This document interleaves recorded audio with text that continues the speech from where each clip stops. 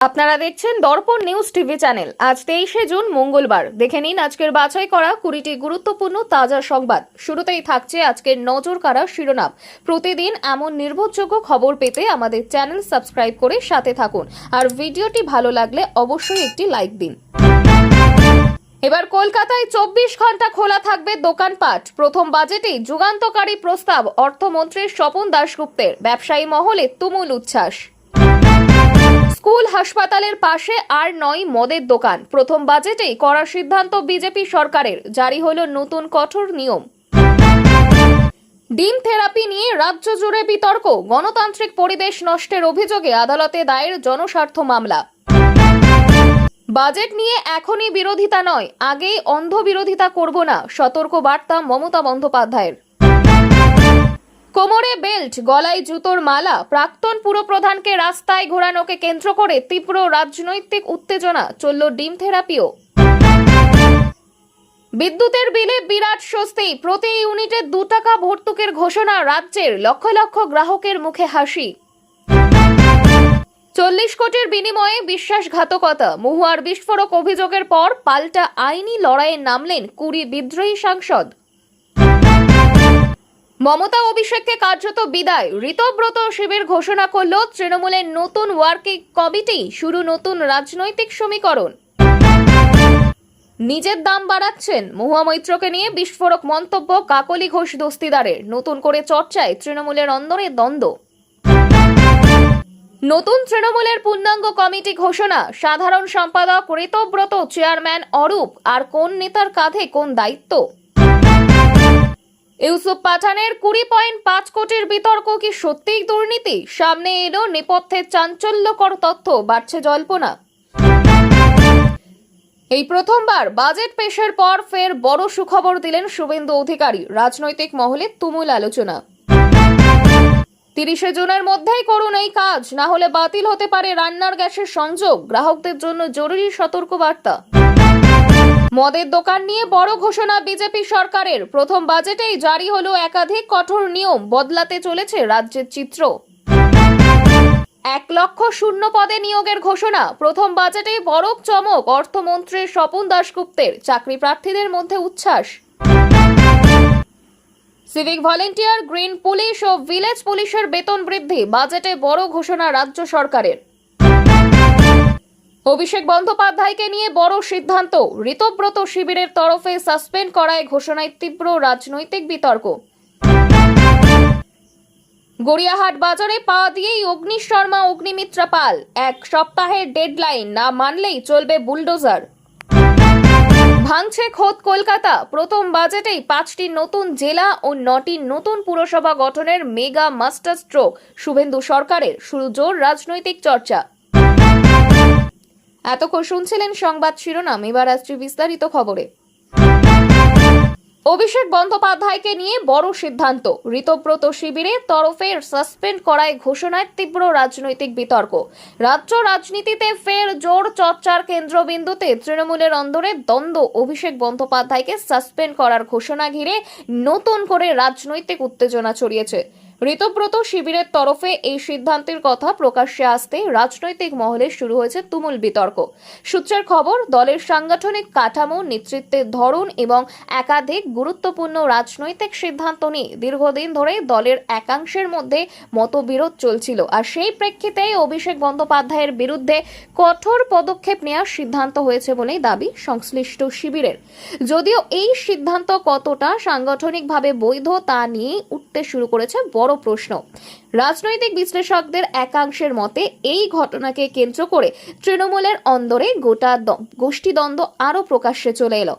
অন্যদিকে অভিষেক ঘনিষ্ঠ শিবিরের দাবি, এই ধরনের সিদ্ধান্তের কোনো সাংগঠনিক ভিত্তি নেই এবং তা সম্পূর্ণ রাজনৈতিক উদ্দেশ্য প্রণোদিত।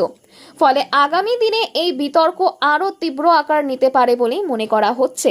এদিকে বিরোধী দলগুলিও এই ঘটনাকে হাতিয়ার করে শাসক শিবিরকে নিশানা করতে শুরু করেছে। তাদের অভিযোগ, দলের অভ্যন্তরেই মতপার্থক্য এতটাই বেড়েছে যে তা এখন প্রকাশ্য সংঘাতে পরিণত হয়েছে। যদিও এখনো পর্যন্ত অভিষেক বন্দ্যোপাধ্যায় বা তার ঘনিষ্ঠ মহলের তরফে আনুষ্ঠানিকভাবে বিস্তারিত প্রতিক্রিয়া সামনে আসেনি। সব মিলিয়ে এই ঘটনাকে ঘিরে রাজ্যের রাজনৈতিক মহলে জল্পনা তুঙ্গে। আগামী দিনে দলের শীর্ষ নেতৃত্ব কি অবস্থান নেয় সেদিকেই এখন নজর রাজনৈতিক পর্যবেক্ষকদের। 30শে জুনের মধ্যেই করুন এই কাজ, না হলে বাতিল হতে পারে রান্নার গ্যাসের সংযোগ। গ্রাহকদের জন্য জরুরি সতর্কবার্তা। রান্নার গ্যাস ব্যবহারকারীদের জন্য গুরুত্বপূর্ণ সতর্কবার্তা। বিভিন্ন সংবাদ মাধ্যম ও সংস্থার তরফে জানানো হয়েছে, নির্দিষ্ট সময়সীমার মধ্যে প্রয়োজনীয় নথি যাচাই বা ইকেওয়াইসি প্রক্রিয়া সম্পূর্ণ না করলে বহু গ্রাহকদের গ্যাস সংযোগ পরিষেবার সমস্যা দেখা দিতে পারে। তাই 30শে জুনের মধ্যে প্রয়োজনীয় কাজ সেরে ফেলার পরামর্শ দেওয়া হয়েছে। বিশেষজ্ঞদের মতে ভর্তুকি সংক্রান্ত সুবিধা সঠিক গ্রাহকের কাছে পৌঁছে দেয়া এবং ভুয়ো বা একাধিক সংযোগে চিহ্নিত করতে এই ধরনের যাচাই প্রক্রিয়ার উপর জোর দেওয়া হচ্ছে। অনেক ক্ষেত্রে গ্রাহকদের আধার নম্বর, মোবাইল নম্বর এবং গ্যাস গ্রাহক নম্বরের তথ্য হাল নাগাদ করার নির্দেশ দেওয়া হয়েছে। তবে গ্যাস সংযোগ সম্পূর্ণ বাতিল করা হবে কিনা তা সংশ্লিষ্ট তেল বিপণন সংস্থার নিয়ম ও সরকারি নির্দেশিকার উপর নির্ভর করে। তাই কোনো গুজবে কান না দিয়ে গ্রাহকদের সরাসরি নিজেদের গ্যাস ডিস্ট্রিবিউটরের সঙ্গে যোগাযোগ করার পরামর্শ দিচ্ছেন বিশেষজ্ঞরা। যারা এখনো ইকেওয়াইসি সম্পূর্ণ করেননি তারা নিকটবর্তী গ্যাস এজেন্সিতে গিয়ে অথবা সংস্থার নির্ধারিত অনলাইন পোস্টালের মাধ্যমে প্রক্রিয়াটি সম্পন্ন করতে পারেন। প্রয়োজন হতে পারে আধার কার্ড, নিবন্ধিত মোবাইল নম্বর এবং গ্রাহক নম্বর। বিশেষজ্ঞদের মতে শেষ মুহূর্তের ভিড় এড়াতে যত দ্রুত সম্ভব এই প্রক্রিয়া সম্পন্ন করা উচিত, কারণ নথি যাচাই সম্পূর্ণ না হলে ভবিষ্যতে ভর্তুকি পাওয়া, বুকিং করা বা অন্যান্য পরিষেবা গ্রহণের ক্ষেত্রে সমস্যার সম্মুখীন হতে পারে গ্রাহকদের। বিদ্যুতের বিলে বিরাট স্বস্তি, প্রতি ইউনিটে 2 টাকা ভর্তুকির ঘোষণা রাজ্যের। লক্ষ লক্ষ গ্রাহকের মুখে হাসি। রাজ্যের সাধারণ মানুষের জন্য বড় স্বস্তির খবর। বিদ্যুতের ক্রমবর্ধমান খরচের মাঝে প্রতি ইউনিটে 2 টাকা ভর্তুকি দেওয়ার ঘোষণা ঘিরে ইতিমধ্যেই শুরু হয়েছে জোর চর্চা। এই সিদ্ধান্ত কার্যকর হলে লক্ষ লক্ষ গৃহস্থ গ্রাহক সরকারি উপকৃত হবেন বলেই মনে করা হচ্ছে। সূত্রের খবর, সাধারণ ও মধ্যবিত্ত পরিবারের ওপর বিদ্যুতের বিলের চাপ কমাতেই এই ভর্তুকি চালুর সিদ্ধান্ত নেওয়া হয়েছে। বিশেষ করে যারা মাসিক সীমিত পরিমাণ বিদ্যুৎ ব্যবহার করেন তারা এই প্রকল্পের সবচেয়ে বেশি সুবিধা পাবেন বলেই মনে করা হচ্ছে। বিদ্যুতের মূল্য বৃদ্ধির জেরে দীর্ঘদিন ধরেই সাধারণ মানুষের মধ্যে অসন্তোষ দেখা যাচ্ছিল, আর সেই পরিস্থিতিতে সরকারের এই ঘোষণাকে বড় পদক্ষেপ বলেই মনে করছেন রাজনৈতিক পর্যবেক্ষকদের একাংশ। সরকারি সূত্রে জানা গিয়েছে, ভর্তুকি সংক্রান্ত বিস্তারিত নির্দেশিকা খুব শীঘ্রই প্রকাশ করা হতে পারে। কোন শ্রেণীর গ্রাহকরা এই সুবিধা পাবেন, মাসিক ব্যবহারের কি সীমা নির্ধারণ করা হবে এবং কবে থেকে এই প্রকল্প কার্যকর হবে তা নিয়ে এখনো চূড়ান্ত বিজ্ঞপ্তির অপেক্ষা করা হচ্ছে। অন্যদিকে বিরোধী দলগুলির একাংশ এই ঘোষণাকে রাজনৈতিক উদ্দেশ্য প্রণোদিত বলে কটাক্ষ করছে। তাদের দাবি, নির্বাচনের আগে জনমতকে প্রভাবিত করতেই এই ধরনের জনমুখী ঘোষণা করা হচ্ছে। যদিও এই সরকারের দাবি সাধারণ মানুষের আর্থিক সুরাহা করাই এই সিদ্ধান্তের মূল লক্ষ্য। সব মিলিয়ে প্রতি ইউনিটে 2 টাকা ভর্তুকির ঘোষণা রাজ্যের লক্ষ লক্ষ বিদ্যুতের গ্রাহকের কাছে বড় স্বস্তি নিয়ে এসেছে। এখন সকলের নজর সরকারের আনুষ্ঠানিক নির্দেশিকা এবং প্রকল্পের বাস্তবায়নের দিকে। ডিম থেরাপি নিয়ে রাজ্য জুড়ে বিতর্ক। গণতান্ত্রিক পরিবেশ নষ্টের অভিযোগে আদালতে দায়ের জনস্বার্থ মামলা। সম্প্রতি রাজনৈতিক প্রতিবাদের অভিনব রূপ হিসেবে ব্যবহৃত তথাকথিত ডিম থেরাপিকে কেন্দ্র করে রাজ্য জুড়ে শুরু হয়েছে তীব্র বিতর্ক। বিভিন্ন রাজনৈতিক কর্মসূচিতে নেতাদের লক্ষ্য করে ডিম নিক্ষেপের একাধিক ঘটনার পর এবার বিষয়টি পৌঁছে গেল আদালতে। গণতান্ত্রিক পরিবেশ ক্ষতিগ্রস্ত হচ্ছে অভিযোগ তুলে দায়ের করা হয়েছে জনস্বার্থ মামলা। আবেদনকারীদের দাবি, রাজনৈতিক মতপার্থক্য থাকতেই পারে, কিন্তু প্রতিবাদের নামে ব্যক্তিগত আক্রমণ বা অপমান কোনোভাবেই গণতান্ত্রিক সংস্কৃতির অংশ হতে পারে না। এর ফলে রাজনৈতিক সহিংসতা ও সামাজিক উত্তেজনা আরও বৃদ্ধি পেতে পারে বলেও আশঙ্কা প্রকাশ করা হচ্ছে মামলায়। সাম্প্রতিক সময়ে রাজ্যের বিভিন্ন জেলায় রাজনৈতিক নেতা, জনপ্রতিনিধি এবং প্রাক্তন প্রশাসনিক কর্তাদের উদ্দেশ্যে ডিম ছোড়ার একাধিক ঘটনা সামনে এসেছে। এই ঘটনাগুলিকে কেন্দ্র করে উত্তপ্ত হয়েছে রাজনৈতিক পরিবেশ।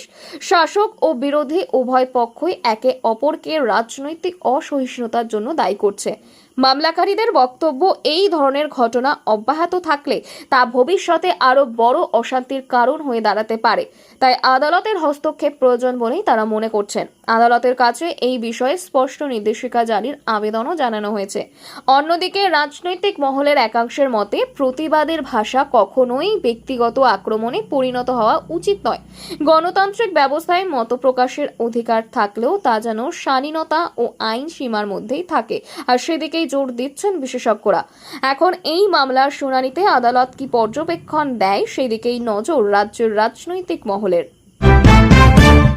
নতুন তৃণমূলের পূর্ণাঙ্গ কমিটি ঘোষণা, সাধারণ সম্পাদক ঋতব্রত, চেয়ারম্যান অরূপ, আর কোন নেতার কাঁধে কোন দায়িত্ব? রাজ্য রাজনীতিতে নতুন করে জল্পনার পারদ চড়ালো তথাকথিত নতুন তৃণমূলের পূর্ণাঙ্গ কমিটি ঘোষণা।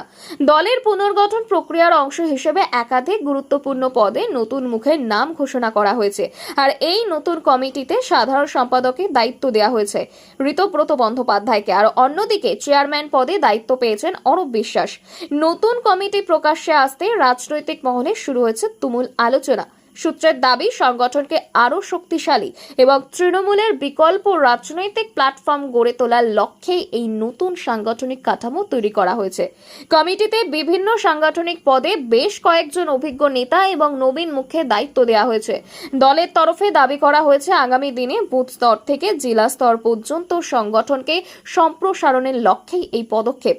নতুন কমিটি ঘোষণার পর থেকে রাজনৈতিক মহলে প্রশ্ন উঠতে শুরু করেছে, এই সংগঠন ভবিষ্যতে রাজ্যের রাজনৈতিক সমীকরণে কতটা প্রভাব ফেলতে পারে। রাজনৈতিক বিশ্লেষকদের একাংশের মতে শাসক দলের অন্দরে অসন্তোষের আবহকে কাজে লাগিয়ে নিজেদের শক্তি বাড়ানোর কৌশল নিয়েছে এই শিবির। অন্যদিকে তৃণমূল কংগ্রেসের একাংশ এই নতুন কমিটিকে গুরুত্ব দিতে নারাজ। তাদের দাবি, এটি মূল সংগঠনের ওপর কোনো প্রভাব ফেলতে পারবে না। তবে বিরোধী মহলের একাংশ মনে করছে, এই নতুন সমীকরণ আগামী দিনে রাজ্যের রাজনীতিতে নতুন বিতর্কের জন্ম দিতে পারে। সব মিলিয়ে নতুন কমিটি ঘোষণার পর রাজ্যের রাজনৈতিক মহলে জোর চর্চা শুরু হয়েছে। এখন সকলের নজর এই নতুন নেতৃত্ব আগামী দিনে কি ধরনের রাজনৈতিক কর্মসূচি গ্রহণ করেন। 40 কোটির বিনিময়ে বিশ্বাসঘাতকতা, মহুয়ার বিস্ফোরক অভিযোগের পর পাল্টা আইনি লড়াইয়ে নামলেন 20 বিদ্রোহী সাংসদ। রাজ্য রাজনীতিতে ফের তীব্র বিতর্কের জন্ম দিলেন মহুয়া মৈত্র। সম্প্রতি এক রাজনৈতিক সভায় তিনি অভিযোগ করেন, বিপুল অর্থের বিনিময়ে দলের সঙ্গে বিশ্বাসঘাতকতা করা হয়েছে। তার এই মন্তব্যের পর রাজনৈতিক মহলে ব্যাপক চাঞ্চল্য ছড়িয়ে পড়েছে। বিশেষ করে 40 কোটি টাকার বিনিময়ে বিশ্বাসঘাতকতা সংক্রান্ত অভিযোগ ঘিরে শুরু হয়েছে নতুন রাজনৈতিক চর্চা। মহুয়ার এই বিস্ফোরক মন্তব্যের পর পাল্টা আইনি পদক্ষেপের পথে হাঁটার সিদ্ধান্ত নিয়েছেন বলেও দাবি করেছেন একাধিক বিদ্রোহী সাংসদ। সূত্রের খবর, প্রায় 20 জন বিদ্রোহী সাংসদ এই অভিযোগকে সম্পূর্ণ ভিত্তিহীন এবং মানহানিকর বলে দাবি করে আইনি লড়াইয়ের প্রস্তুতি শুরু করেছেন। তাদের বক্তব্য, কোনো প্রমাণ ছাড়া এই ধরনের গুরুতর অভিযোগ করা রাজনৈতিক শালীনতার পরিপন্থী। অন্যদিকে মহুয়া শিবিরের দাবি, দলের অভ্যন্তরে যা ঘটছে তারই প্রতিফলন ঘটছে তার বক্তব্যে। যদিও অভিযোগের সমর্থনে এখনো পর্যন্ত প্রকাশ্যে কোনো নির্দিষ্ট প্রমাণ সামনে আসেনি, ফলে রাজনৈতিক পর্যবেক্ষকদের একাংশের মতে এই বিতর্ক আগামী দিনে আরো তীব্র হতে পারে। ইতিমধ্যে শাসক ও বিরোধী উভয় শিবিরে এই ঘটনাকে কেন্দ্র করে একে অপরকে তীব্র আক্রমণ করতে শুরু করেছে। রাজনৈতিক মহলের মতে এই আইনি লড়াই শুধু আদালতে সীমাবদ্ধ থাকবে না, বরং তার প্রভাব আগামী দিনে রাজনৈতিক সমীকরণেও পড়তে পারে। সব মিলিয়ে মহুয়ার মন্তব্য এবং তার জেরে শুরু হওয়া আইনি লড়াই রাজ্যের রাজনীতিতে নতুন উত্তেজনা সৃষ্টি করেছে। এখন সকলের নজর আদালত এবং সংশ্লিষ্ট রাজনৈতিক নেতৃত্বের পরবর্তী পদক্ষেপের দিকে। ভাঙছে খোদ কলকাতা। প্রথম বাজেটেই 5টি নতুন জেলা ও 9টি নতুন পুরসভা গঠনের মেগা মাস্টার স্ট্রোক শুভেন্দু সরকারের। শুরু জোর রাজনৈতিক চর্চা। রাজ্যের প্রশাসনিক কাঠামোয় বড়সড় পরিবর্তনের ইঙ্গিত দিয়ে প্রথম বাজেটে 5টি নতুন জেলা এবং 9টি নতুন পুরসভা গঠনের ঘোষণা ঘিরে শুরু হয়েছে তুমুল রাজনৈতিক চর্চা। বিশেষ করে কলকাতা ও তার পার্শ্ববর্তী এলাকার প্রশাসনিক পুনর্বিন্যাসের সম্ভাবনা সামনে আসতে জোর জল্পনা শুরু হয়েছে রাজনৈতিক মহলে। সরকারি সূত্রের দাবি, দ্রুত নগরায়ন, জনসংখ্যা বৃদ্ধি এবং প্রশাসনিক কাজকে আরও গতিশীল ও জনমুখী করতেই এই সিদ্ধান্ত নেওয়া হয়েছে। নতুন জেলা ও পুরসভা গঠিত হলে সাধারণ মানুষের কাছে প্রশাসনিক পরিষেবা আরও দ্রুত পৌঁছে দেওয়া সম্ভব হবে বলে সরকারের তরফে দাবি করা হচ্ছে। পাশাপাশি উন্নয়নমূলক প্রকল্প বাস্তবায়নের গতি আসবে বলেও মনে করা হচ্ছে। তবে বিরোধী রাজনৈতিক দলগুলির একাংশ এই সিদ্ধান্তকে রাজনৈতিক কৌশল হিসেবেই দেখছে। তাদের অভিযোগ, আগামী নির্বাচনের কথা মাথায় রেখে প্রশাসনিক পুনর্বিন্যাসের এই সিদ্ধান্ত নেওয়া হয়েছে। বিরোধীদের দাবি, নতুন জেলা বা পুরসভা গঠনের আগে সর্বদলীয় আলোচনা এবং স্থানীয় মানুষের মতামত নেওয়া প্রয়োজন। রাজনৈতিক বিশ্লেষকদের মতে, প্রশাসনিক পুনর্গঠনের এই সিদ্ধান্ত রাজ্যের রাজনৈতিক সমীকরণেও গুরুত্বপূর্ণ প্রভাব ফেলতে পারে। সব মিলিয়ে প্রথম বাজেটে এমন বড় ঘোষণার ফলে রাজ্য রাজনীতিতে নতুন করে উত্তাপ ছড়িয়েছে। এখন সকলের নজর সরকারের আনুষ্ঠানিক বিজ্ঞপ্তি এবং কোন কোন এলাকার নতুন জেলা ও পুরসভার অন্তর্ভুক্ত হয় সেদিকেই। স্কুল হাসপাতালের পাশে আর নয় মদের দোকান, প্রথম বাজেটেই করার সিদ্ধান্ত বিজেপি সরকারের। জারি হলো নতুন কঠোর নিয়ম। রাজ্যের মদের দোকান সংক্রান্ত নীতিতে বড় পরিবর্তনের ইঙ্গিত দিল সরকার। প্রথম বাজেটে স্কুল, কলেজ, হাসপাতাল এবং অন্যান্য গুরুত্বপূর্ণ জনপরিষেবায় কেন্দ্রের নির্দিষ্ট বাজেটের মধ্যে এবার মদের দোকান না রাখার সিদ্ধান্ত ঘিরে শুরু হয়েছে জোর আলোচনা। সরকারের এই ঘোষণাকে একদিকে যেমন স্বাগত জানানো হয়েছে, তেমনি কিছু মহল থেকে উঠছে প্রশ্ন। সরকারি সূত্রের দাবি, জনস্বার্থ এবং সামাজিক পরিবেশকে আরও সুরক্ষিত করতে এই নতুন নীতি আনা হচ্ছে। বিশেষ করে শিক্ষা প্রতিষ্ঠান ও হাসপাতালের আশেপাশে মদের দোকান থাকায় দীর্ঘদিন ধরেই বিভিন্ন মহল থেকে আপত্তি জানানো হচ্ছিল, আর সেই পরিস্থিতিতে কঠোর পদক্ষেপ নেওয়ার সিদ্ধান্ত নিয়েছে সরকার। সূত্রের খবর, নতুন নিয়ম কার্যকর হলে নির্দিষ্ট দূরত্বের মধ্যে থাকা মদের দোকানগুলিকে স্থানান্তরিত করা হতে পারে। পাশাপাশি নতুন লাইসেন্স দেওয়ার ক্ষেত্রেও কড়া বিধিনিষেধ আরোপ করা হবে বলেও জানা গিয়েছে। অন্যদিকে ব্যবসায়ী সংগঠনের একাংশের আশঙ্কা, নতুন নিয়মের ফলে বহু ব্যবসায়ী সমস্যার মুখে পড়তে পারেন। তাদের দাবি, হঠাৎ করে কঠোর নিয়ম চালু হলে ক্ষুদ্র ব্যবসায়ীদের আর্থিক ক্ষতির সম্ভাবনা রয়েছে। তবে সরকারের বক্তব্য, জনস্বার্থকে সর্বাধিক গুরুত্ব দিয়েই এই সিদ্ধান্ত নেওয়া হয়েছে। রাজনৈতিক মহলের মতে, সরকারের এই পদক্ষেপ সমাজের বিভিন্ন স্তরে ইতিবাচক প্রভাব ফেলতে পারে। তবে বাস্তবে এই নীতি কিভাবে কার্যকর করা হয় এবং তার প্রভাব কতটা পড়ে সেদিকেই এখন নজর সকলের। ঐতিহাসিক পালা বদলের পর সকলের নজর এখন 22শে জুনের দিকে। আগামী সোমবার বিধানসভায় 2026-27 আর্থিক বছরের জন্য রাজ্যের প্রথম পূর্ণাঙ্গ বাজেট পেশ করতে চলেছেন অর্থমন্ত্রী স্বপন দাশগুপ্ত। বিপুল সংখ্যাগরিষ্ঠতা নিয়ে ক্ষমতায় আসার পর এটিই হতে চলেছে শুভেন্দু অধিকারীর সরকারের প্রথম অর্থনৈতিক দর্শনের দলিল। বাজেটের মূল চ্যালেঞ্জ ও সম্ভাব্য চমকগুলো এক নজরে। বাজেটের সবচেয়ে বড় চ্যালেঞ্জ ঋণের পাহাড়। নবান্নের সামনে এখন সবচেয়ে কঠিন পরীক্ষা রাজ্যের বিপুল ঋণ। বর্তমানে পশ্চিমবঙ্গের ঘাড়ে 7.1 লক্ষ কোটি টাকারও বেশি ঋণের বোঝা। বছরে শুধু পুরনো ঋণের সুদ মেটাতেই চলে যায় প্রায় 49,000 কোটি টাকা। এই প্রবল আর্থিক চাপের মাঝে শিল্পায়ন ও জনকল্যাণমূলক প্রকল্পের ভারসাম্য কিভাবে রক্ষা করা হবে সেটাই অর্থমন্ত্রীর কাছে বড় চ্যালেঞ্জ। অনুদান নয়, কর্মসংস্থানে জোর। নতুন সরকারের বাজেটের মূল থিম হতে চলেছে ভাতা নির্ভরতা থেকে সম্পদ ও কর্মসংস্থান সৃষ্টি। শিল্প বিনিয়োগ টানতে ইজ অফ ডুইং বিজনেসে জোর দিয়ে সিঙ্গেল উইন্ডো ব্যবস্থা এবং লাইসেন্স রাজ কমানোর স্পষ্ট দিশা থাকতে পারে। পাশাপাশি ঋণের চাপ কমাতে তৈরি হতে পারে বিশেষ ডেট ম্যানেজমেন্ট সেল। লক্ষ্মীর ভান্ডার অতীত, আসছে অন্নপূর্ণা যোজনা। আগের সরকারের লক্ষ্মীর ভান্ডারের বদলে নতুন রূপ নিচ্ছে অন্নপূর্ণা যোজনা। সরকার আগে স্পষ্ট করেছে, এই প্রকল্পে 25 থেকে 60 বছর বয়সী যোগ্য মহিলাদের সরাসরি মাসিক 3,000 টাকা করে আর্থিক সহায়তা দেওয়া হবে। ভুয়ো উপভোক্তা ছাঁটাইয়ে কড়া পদক্ষেপ। সামাজিক প্রকল্পের আর্থিক দায় সামলাতে কড়া ফিল্টারিং এর পথে হাঁটছে নবান্ন। আধার ও অন্যান্য তথ্য যাচাইয়ের মাধ্যমে ইতিমধ্যেই প্রায় 22 লক্ষ ভুয়ো উপভোক্তাকে তালিকা থেকে বাদ দেওয়া হচ্ছে। আয়করদাতা, সরকারি চাকুরিজীবী এবং পেনশনভোগীদের এই প্রকল্পের বাইরে রাখতে বাজেটে কড়া আয়ের ঊর্ধ্বসীমা বেঁধে দেওয়া হতে পারে। রাজনৈতিক পরিবর্তনের পর বাংলার অর্থনীতির জন্য একটি বাজেট নয়, বরং নতুন সরকারের শিল্প ও কর্মসংস্থানমুখী রোডম্যাপের প্রথম বড় পরীক্ষা হতে চলেছে। তৃণমূল কংগ্রেসের আর্থিক লেনদেন সংক্রান্ত নথি প্রকাশ্যে আসতেই দলের ব্যয় নীতি নিয়ে নতুন করে প্রশ্ন উঠতে শুরু করেছে। ইতিমধ্যে চর্চায় রয়েছে অভিষেকের বিমান যাত্রা। এর মাঝে চাঞ্চল্যকর রিপোর্ট প্রকাশ্যে এলো। নির্বাচন কমিশনের কাছে জমা দেওয়া অডিট রিপোর্টে দেখা যায় 2022 থেকে 2025 সালের মধ্যে বিমান ও হেলিকপ্টার ব্যবহারের জন্য প্রায় 150 কোটি টাকা ব্যয় করেছে শাসক দল। দলের টাকায় বিপুল বিমান ব্যয় অভিষেকের। এই বিপুল অঙ্কের খরচকে কেন্দ্র করে রাজনৈতিক মহলে জোর বিতর্ক শুরু হয়েছে। দলের অভ্যন্তরে একাংশের অভিযোগ এই ব্যয় সিংহভাগই হয়েছে অভিষেক বন্দ্যোপাধ্যায়ের বিভিন্ন সফরের জন্য। অন্যদিকে তৃণমূলের বহু কর্মী সমর্থক যখন নিজেদের আইনি লড়াই চালাতে ব্যক্তিগত অর্থ ব্যয় করছেন, তখন নেতৃত্বে যাতায়াতে কোটি কোটি টাকা খরচ হওয়া নিয়ে অসন্তোষও বাড়ছে। অডিট রিপোর্ট অনুযায়ী 2022 সালে বিমান ভাড়ার খাতে দলের ব্যয় 35 কোটিরও বেশি ছিল। 2023 সালে সেই অঙ্ক নেমে আসে প্রায় 13 কোটিতে। তবে লোকসভা ভোটে বছর 2024-এ এই খরচ আবার উল্লেখযোগ্য হারে বৃদ্ধি পায়। ওই বছর বিমান ও হেলিকপ্টার বাবদ মোট ব্যয় হয় 46 কোটিরও বেশি টাকা। সবচেয়ে উল্লেখযোগ্য বিষয় হলো 2024 সালে তৃণমূলের মোট নির্বাচনী ব্যয় ছিল প্রায় 82 কোটি টাকা। অর্থাৎ নির্বাচনী খাতে খরচ হওয়া অর্থের বড় অংশই গিয়েছে বিমান ও হেলিকপ্টার ব্যবহারের জন্য। শুধু তাই নয়, কোনো বড় নির্বাচন না থাকা সত্ত্বেও 2025 সালের এই খাতে দলের ব্যয় 37 কোটির গণ্ডি অতিক্রম করেছে। রাজনৈতিক বিশ্লেষকদের মতে একটি আঞ্চলিক দলের ক্ষেত্রে এই পরিমাণ বিমান ব্যয় অত্যন্ত নজরকাড়া। 2024 সালের লোকসভা নির্বাচনে সারা দেশে বিজেপির মোট নির্বাচনী ব্যয় ছিল প্রায় 174 কোটি টাকা। আর সেই প্রেক্ষাপটে শুধুমাত্র বিমান ও হেলিকপ্টার ভাড়ার জন্য তৃণমূলের ব্যয়ের পরিমাণ যথেষ্ট তাৎপর্যপূর্ণ বলেই মনে করা হচ্ছে।